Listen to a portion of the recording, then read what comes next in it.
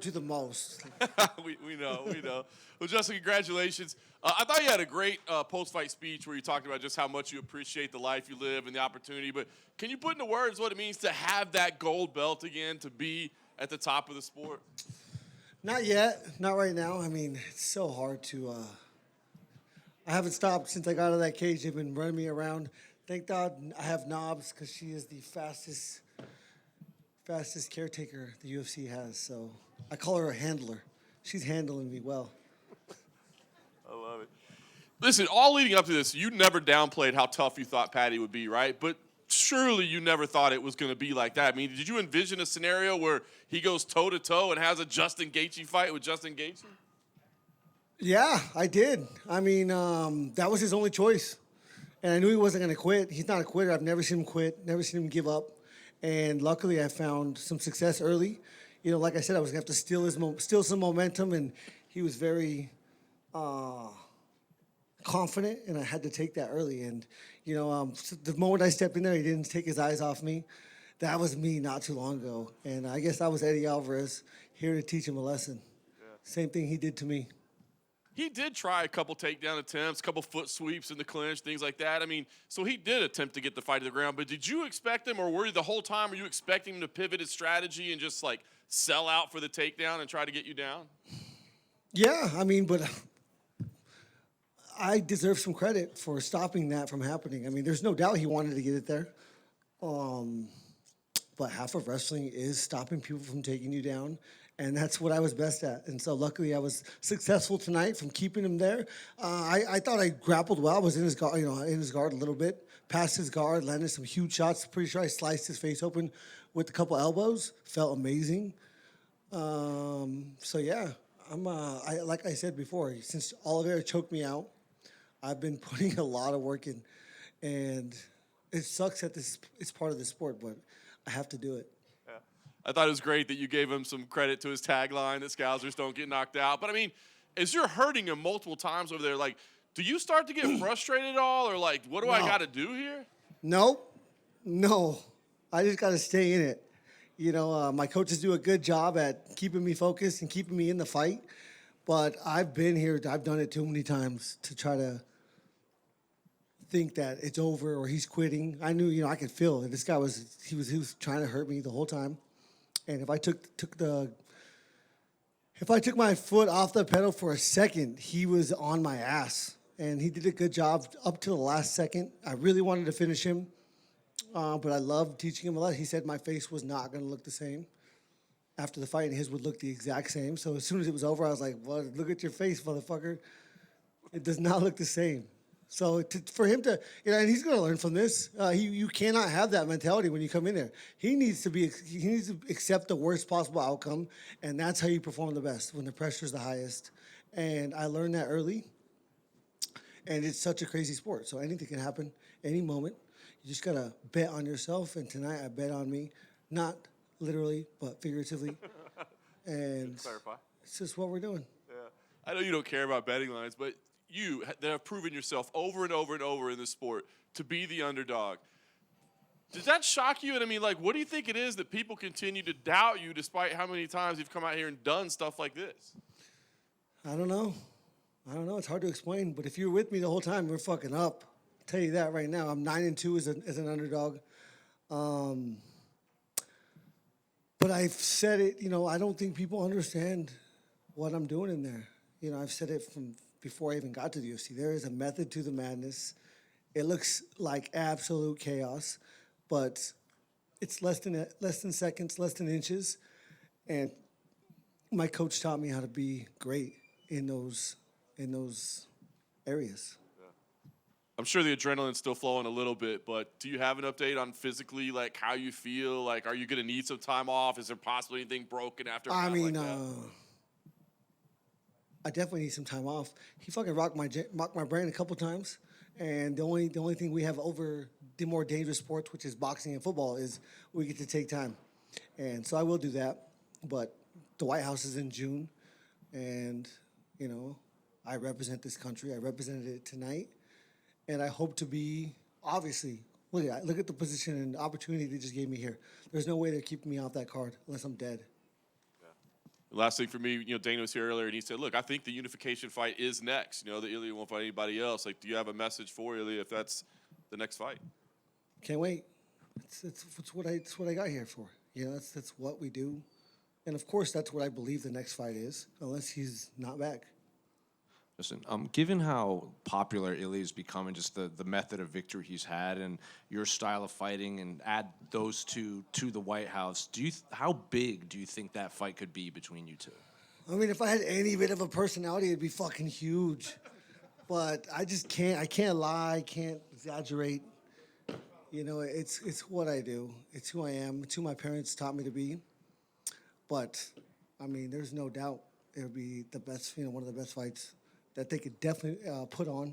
It'll be for an undisputed belt, and I think they want to have 6 or 7, whatever. They want to have as many as possible. So if he's not back by then, they will strip him, and I will be undisputed, and then I'll fight for the belt on there and defend it. And then just last one, given all the comments from both the media and the fans leading up to this on Fight Week, and Paddy saying the stuff about how your face isn't going to look the same, and then you even coming up here saying, like, not bad for an old guy, is this the most satisfying win you've had in your career, just based on everything leading up to it and then the outcome?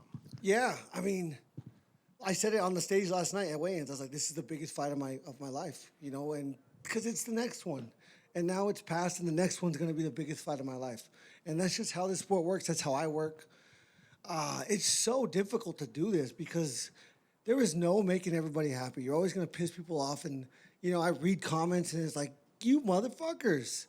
Like, I didn't even mean that. And then everyone takes everything out of context. And there's just no making everybody happy. So I'm just so happy to have the people around me that I do. And I know that I make them happy. And yeah, this is such a crazy ride. Such a crazy sport. Most exciting sport in the world. And I love it. Justin, how close did you think you were to finishing that in the first round? I have no idea. Can't wait to watch.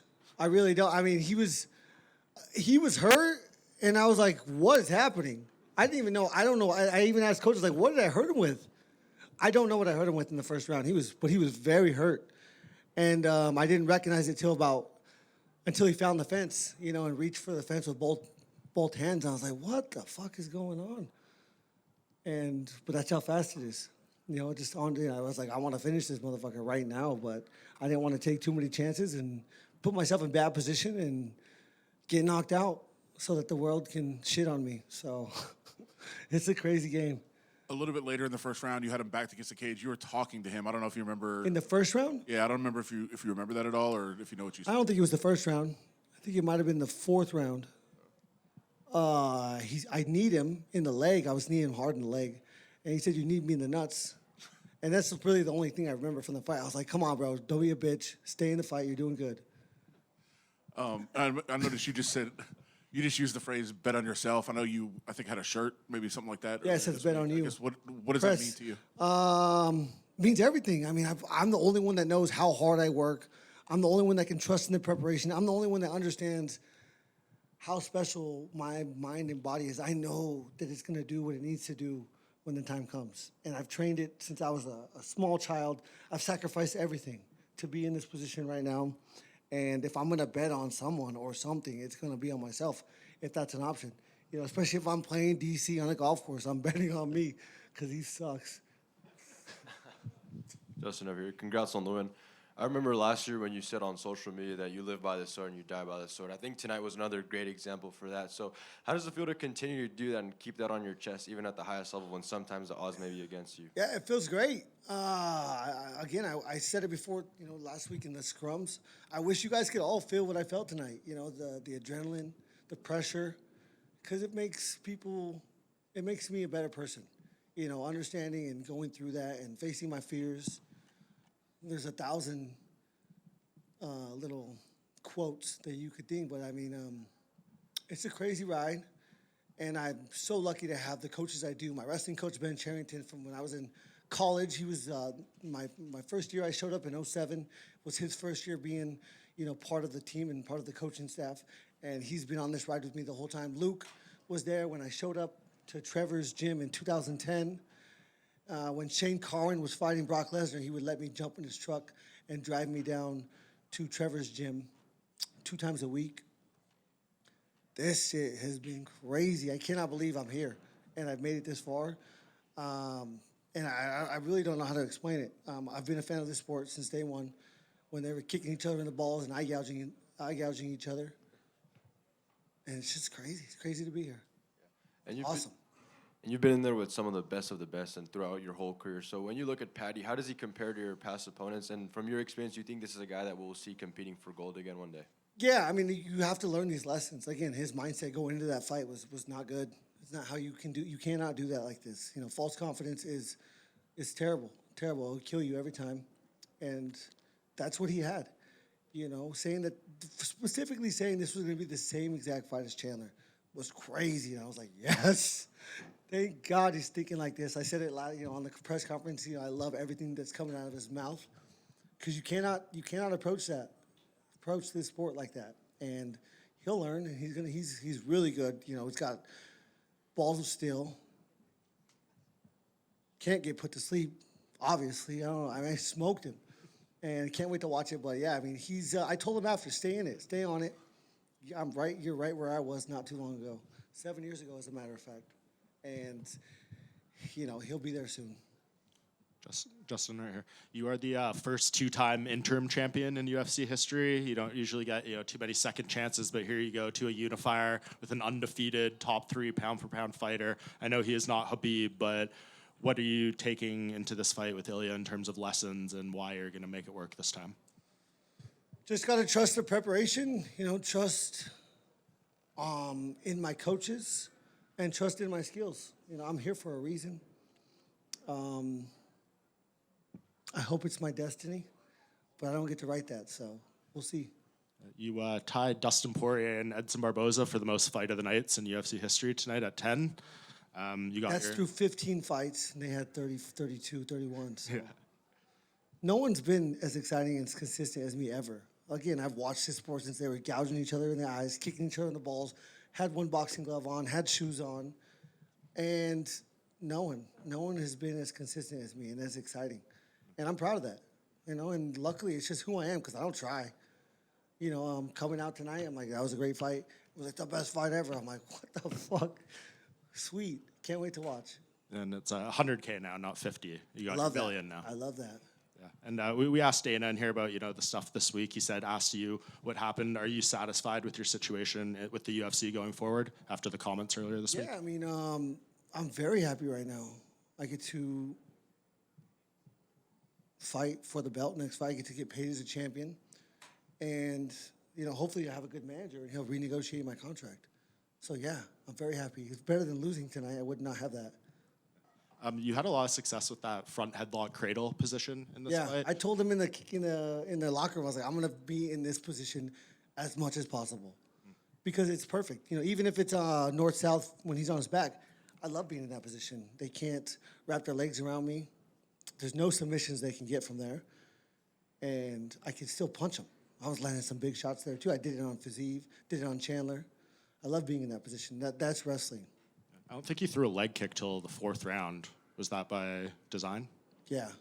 I wasn't, the only reason Fazeev took me down in the first round is because he caught my kicks, and I wasn't going to allow Paddy to get an easy takedown. And he was chopping my leg up.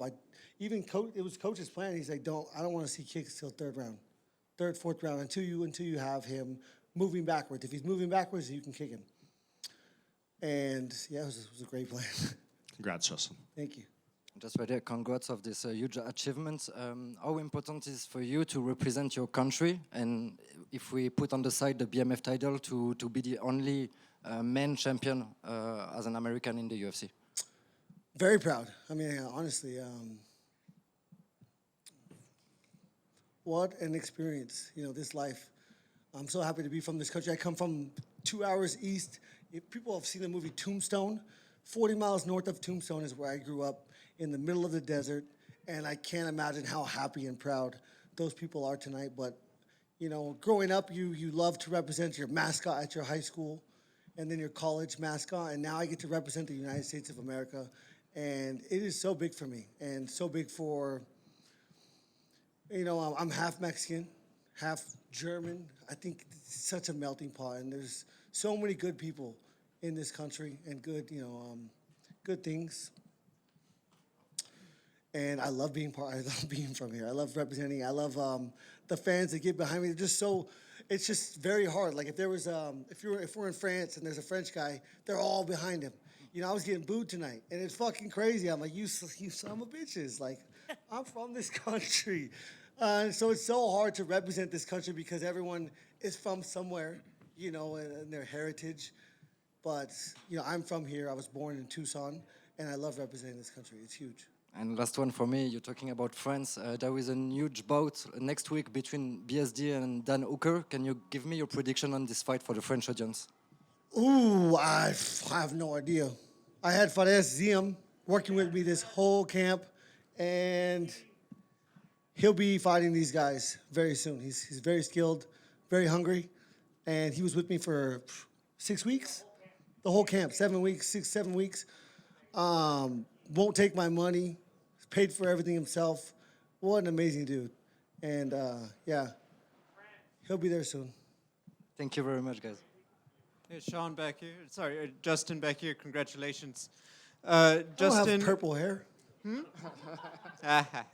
Sorry, was editing. Justin, congratulations. One of the stats, being over 35 and winning a UFC title fight. Obviously, the record isn't in favor of athletes at that mark. At any point, me and Volkanovski, and there has to be heavyweights. They fight forever. I did want to ask this, like, at any point during camp, does that kind of creep into your mind? Like, is this going to be the night? Maybe I feel slower, maybe they feel faster, or how do you combat that at any time? I mean, I tell myself the whole time they're going to be faster, better, stronger, so that I can work. And then I just put the preparation in, trust the process. But I will be done when I feel like my younger self would whoop my ass now. And we're not there. You know, the skills that I've gained working with my coaches over the years, the experience, those are huge factors. And I know I'm 37, but I don't feel 37. I feel great. I feel amazing. I wish I would have knocked him out. So probably lucky I didn't, because I would have done a backflip off the cage. And after those kicks, it would not have been smart. But yeah, I can, I feel great. I feel amazing. Who knows? Going back to last year, it always seemed to be neck and neck. It was either going to be you, Paddy, or Armin fighting Ilia. Then obviously the news, Ilia wasn't going to fight early this year. At any point, was it frustrating or just difficult to get that motivation, because it kind of felt like you were right there, and now you have to win one more after already going through all the battles? Was that ever difficult to have to get up for one more challenge before that opportunity? No. I mean, I wanted it to be for a championship. This makes me a champion on paper with the UFC, so I'm very proud of what I accomplished tonight. I'm proud of the opportunity that it's gained me to fight a guy like Ilia. And this is everything I've ever wanted, this chance to write my last chapter. Congrats. It's going to be special. Hey, Justin, I hope it hasn't been asked before, but Dustin Poirier and Khabib posted messages congratulating you, and Dustin said one more for the legends, and Khabib Nurmagomedov said you have all his congratulations, you're legendary. Can you talk a little bit about the brotherhood of the old guard that keeps beating the new and lifting each other up? Yeah, I mean, I think we're 3-1 right now. I freaking ran through the house when Dustin Poirier beat BSD. I beat Fazeev, and I just beat Paddy. And Topuria took out Holloway. So I think we're 3-1 right now. I'm very proud of that. I was these young kids. It was not that long ago that everybody I fought was older than me. And now I will never fight someone older than me again, and it happened so fast. And, I mean, you just got to, for all the kids that are thinking about doing this, you got to enjoy the process, because it goes so fast. And it's such an amazing, obviously time goes by fast when you're having fun. And so it's been such a great ride. Justin over here. How special is it to share this moment with Kamaru Usman? His whole family's here with you, and you guys have trained together, been through ups and downs. Like, how special is this moment? No, it's great. I had 4 teammates in the building. Corey Sandhagen was here. Carrington Banks was here. Archie Colgan was here, and Kamaru Usman was here. And those are 4 guys that I've put in so much work, blood, sweat, their tears. But it's been great. I mean, there's nothing like having the camaraderie of guys that truly trust in you and believe in you more than you do yourself. And it's actually so much worse when my teammates fight than when I fight, when it comes to nerves and feelings. So they just all need to retire. Congratulations, champ. Thank you.